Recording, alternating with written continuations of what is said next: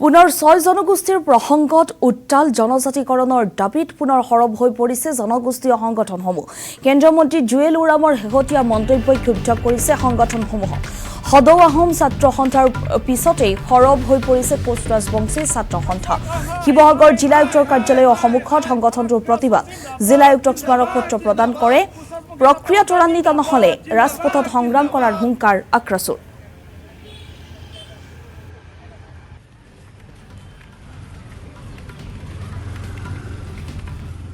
আক্ৰাছুৰ উজনি মধ্য শিৱসাগৰ জিলা সমিতিৰ তৰফৰ পৰা ডিচি মহোদয়ৰ যোগেদি মুখ্যমন্ত্ৰী ডাঙৰীয়ালৈ এখনি স্মাৰক পত্ৰ প্ৰদান কৰিছোঁ।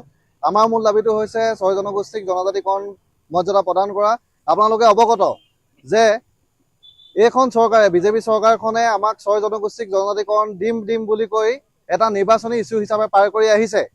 কিন্তু আমি বাজেট অধিৱেশনৰ এই মুহূৰ্ততে আমি মুখ্যমন্ত্ৰী ডাঙৰীয়ালৈ ডিচি মহোদয়ৰ যোগেদি এখনি স্মাৰক পত্ৰ প্ৰদান কৰিছোঁ।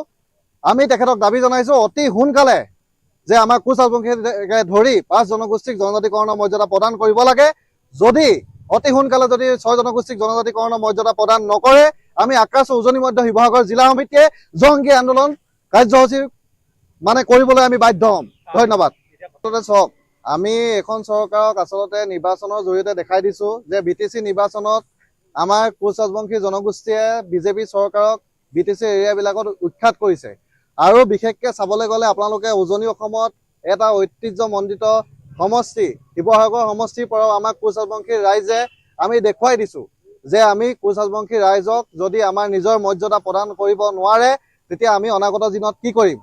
আমি এই চৰকাৰখনক আমি দাবী উত্থাপন কৰিছোঁ যে আমি নিৰ্বাচনৰ আগত আন্দোলন কৰা এটা জনগোষ্ঠীয় সংগঠন নহয়। আমি এবাৰ